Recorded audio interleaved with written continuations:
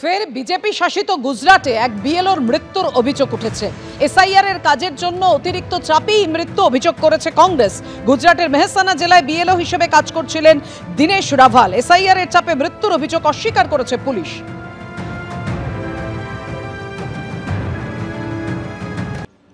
SIR আবহে অভিনব কায়দায় বাড়ির মালিককে বাবা দেখিয়ে ভোটার কার্ড তৈরির অভিযোগ উঠল বাংলাদেশের নাগরিকের বিরুদ্ধে। অভিযোগ, উত্তর ২৪ পরগনার অশোকনগরে বাড়ির মালিককে বাবা দেখিয়ে ভোটার কার্ড তৈরি করেছেন বাংলাদেশি কেয়ারটেকার।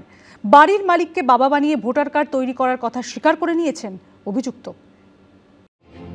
কোথাও শ্বশুর কিংবা জ্যাঠা শ্বশুরকে, কোথাও আবার প্রতিবেশীকে বাবা বানিয়ে ভোটার কার্ড তৈরির অভিযোগ আগেই সামনে এসেছে। এবার উত্তর ২৪ পরগনার অশোকনগরের বাড়ির মালিককে বাবা দেখিয়ে ভোটার কার্ড তৈরির অভিযোগ উঠল বাংলাদেশের নাগরিকের বিরুদ্ধে। উত্তর ২৪ পরগনার অশোকনগরের বাসিন্দা হরিপদ সাউ। অভিযোগ, তাকে বাবা দেখিয়ে ভোটার কার্ড তৈরি করেছেন তাদেরই বাড়ির কেয়ারটেকার, যিনি আবার বাংলাদেশের নাগরিক। হরিপদ সাউয়ের মেয়ের দাবি, তাদের বাড়িতে কেয়ারটেকারের কাজ করতেন ভোলানাথ মণ্ডল। পরে একসময় নিজেকে হরিপদ সাউয়ের পালিত পুত্র হিসেবে দাবি করেন ভোলানাথ। নিজের বাবার নামকে বাদ দিয়ে বাড়ির মালিককেই বাবা হিসেবে দেখিয়ে ভোটার কার্ড তৈরি করেন। সেই ভোটার কার্ডে নিজের নাম ভোলানাথ মণ্ডলের বদলে ভোলানাথ সাউ করেছেন তিনি। ভোলানাথ মণ্ডল আমার বাড়িতে কাজ করতে এসেছিল, তারপরে ও আমাদের বাড়ির আমার বাবাকে বাবা সাজিয়ে ভোটার লিস্টে নাম তুলেছে বাংলাদেশি। ওর সাজা হোক। আমার দাদুকে নিজের বাবা বানিয়ে ফেললেন, নিজের নাম জাল করে এখন রয়েছেন, নিজেকে ওই ভারতীয় নাগরিক হিসেবে দাবি করছেন। বারাসাত আদালতও মামলা করার প্রস্তুতি নিচ্ছেন কণিকা মণ্ডল। বাবা মায়ের কাগজপত্র হাতিয়ে নিজের নাম ভোলানাথ মণ্ডল ছিল ওই অভিযুক্ত ব্যক্তির নাম ভোলানাথ মণ্ডল, তিনি নাম পরিবর্তন করে ভোলানাথ সাউ করে দিয়ে সেখানে তার নিজের বাবা হিসাবে এই কণিকা মণ্ডলের যে বাবা আছেন তাকে বাবা সাজিয়ে ভোটার লিস্টে নাম তুলেছেন। বাড়ির মালিককে বাবা বানিয়ে ভোটার কার্ড তৈরির কথা স্বীকার করে নিয়েছেন অভিযুক্ত। আমি পালিত সন্তান, তাদেরই এইটা জায়গা জমি। পালিত বাবাকে দিয়ে তো নাম হয় না, সেক্ষেত্রে এটা আপনাকে কেউ আগে বলেনি না। এই নিয়ে শুরু হয়েছে রাজনৈতিক চাপানুতো। এখন তো শ্বশুর বাবা হয়ে যাচ্ছে, বাবা ভাড়া পাওয়া যাচ্ছে। আগে যাত্রা হয়েছিল বাবা কেন চাকর। এবার নির্বাচন কমিশন একটা যাত্রাপালা পরিচালিত করতে চলেছে, যার নাম হবে শ্বশুর কেন বাবা। এটাই পশ্চিমবঙ্গের বর্তমান অবস্থা। হাস্যাস্পদ হয়ে গেছে গোটা রাজ্য। যেটা মনে করবে সেই অনুযায়ী তদন্ত হবে এবং যে যাই হোক না কেন সম্পূর্ণ সহযোগিতা হবে। এসআইআর আবহে সামনে আসছে ভুরি ভুরি অনিয়মের অভিযোগ। এমন কত ভুয়ো ভোটার লুকিয়ে রয়েছে এ রাজ্যে, তা জানা যাবে এসআইআর এর পরে।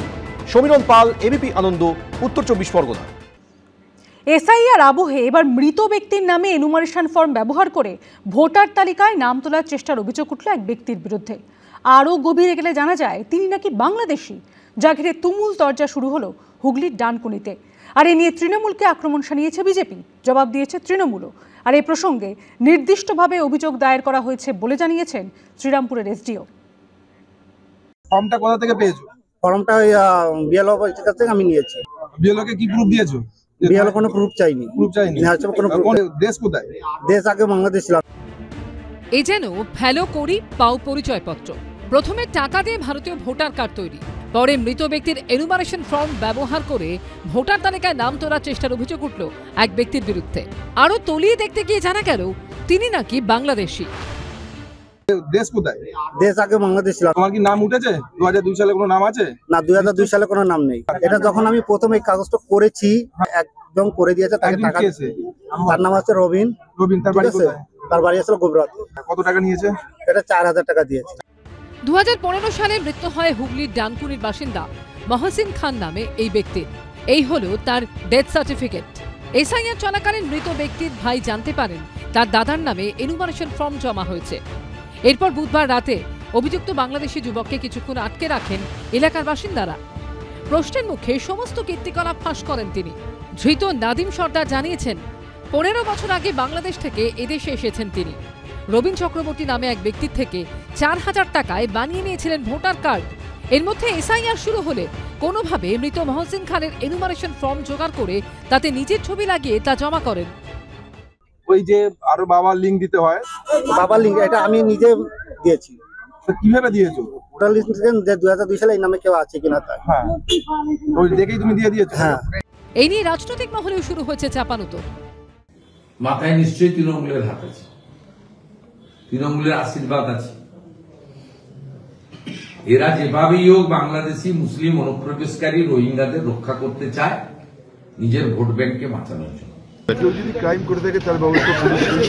এই প্রসঙ্গে শ্রীরামপুরের এসডিও জানিয়েছেন, এই ঘটনায় নির্দিষ্টভাবে অভিযোগ দায়ের করা হয়েছে। চণ্ডীতলা বিধানসভা কেন্দ্রের নির্বাচনী আধিকারিককে গোটা বিষয়টা খতিয়ে দেখতে বলা হয়েছে। এক্ষেত্রে বিএলওর ভূমিকাও খতিয়ে দেখা হচ্ছে। সৌরভ বন্দ্যোপাধ্যায়ের রিপোর্ট, এবিপি আনন্দ, হুগলি। তালিকা থেকে মৃত ভোটারের নাম বাদ দেওয়া নির্বাচন কমিশনেরই কাজের মধ্যে পড়ে। বৃহস্পতিবার এসআইআর মামলা শুনানিতে এমনই মন্তব্য করল সুপ্রিম কোর্ট। পাশাপাশি প্রধান বিচারপতির পর্যবেক্ষণ, নির্বাচন কমিশনের এসআইআর করার অধিকার আছে কিনা সেটা মামলাকারীরা প্রমাণ করুন। মামলার পরবর্তী শুনানি 2রা ডিসেম্বর, মঙ্গলবার। পশ্চিমবঙ্গের বৈধ নাগরিক না হয়েও কারা এখানে ভোট দিচ্ছে, মৃত্যুর পরও কাদের নামে ভোট পড়ছে, সেই ঝাড়াই বাছাই করতেই শুরু হয়েছে এসআইআর অর্থাৎ ভোটার তালিকার বিশেষ সংশোধন। নির্বাচন কমিশন সূত্রে খবর, 24শে নভেম্বর অবধি এ রাজ্যে 10 লক্ষ ভোটারের নাম তালিকা থেকে বাদ পড়েছে। তার মধ্যে মৃত ভোটারের সংখ্যা প্রায় 6.5 লক্ষ। অর্থাৎ মৃত্যুর পরও এত লোকের নাম ভোটার তালিকায় ছিল।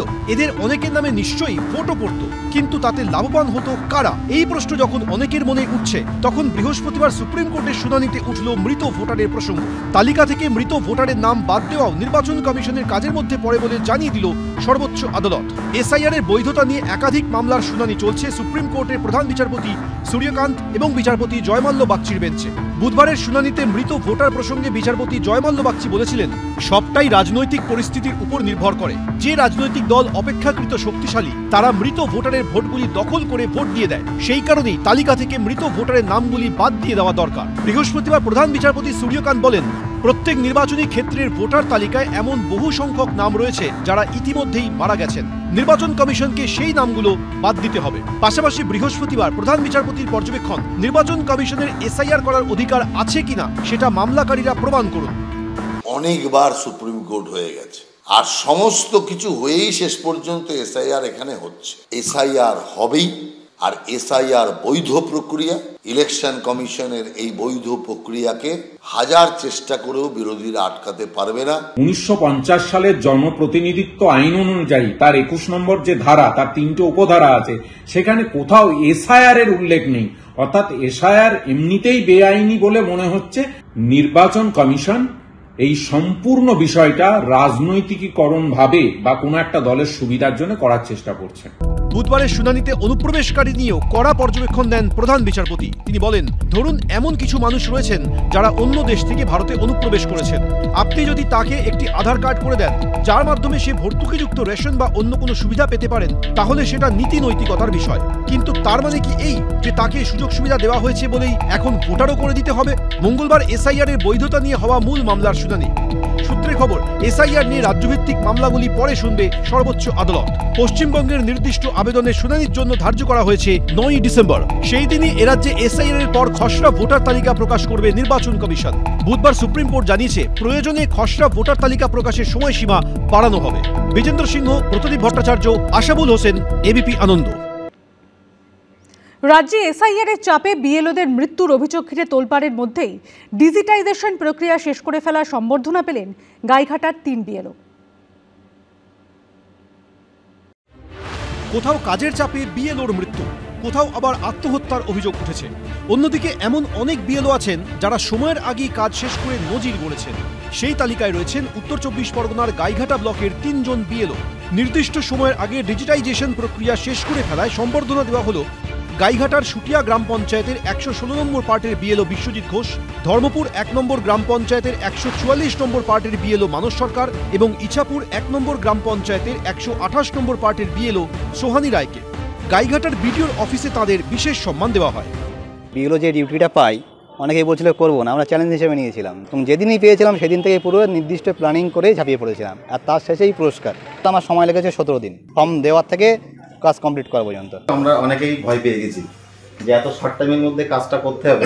অ্যাপসের একটু সমস্যা হয়েছে, আর সর্বোপরি আমার ওখানকার যারা বিএলএ আছে তারা আমাদেরকে খুব হেল্প করেছে। 1 সপ্তাহের মধ্যেই আমি ইএফটা কালেক্ট করতে পেরেছি। ডোর টু ডোর গেছি, 2বার করে গেছি আমি। বিএলওদের এমন পারফরমেন্সে খুশি গাইঘাটার বিডিও। তারা 100% আমাদের ডিজিটাইজেশন করেছে এনুমারেশন ফর্ম ডিস্ট্রিবিউশন করার পরে। সেই কারণে তাদেরকে সংবর্ধনা দেওয়া। ওনারা খুব ভালোভাবে অনেক প্ল্যানিংয়ের সঙ্গে করেছেন বলে এত তাড়াতাড়ি কাজটা সম্ভব হয়েছে। বিএলওদের একাংশ যখন চাপের অভিযোগ করছেন, বিক্ষোভ দেখাচ্ছেন, তখন বিভিন্ন জেলা থেকে বিএলওদের দক্ষতার ছবিও সামনে আসছে। সমীরণ পাল, এবিপি আনন্দ, উত্তর 24 পরগনা। এবিপি আনন্দ, এগিয়ে থাকে, এগিয়ে রাখে।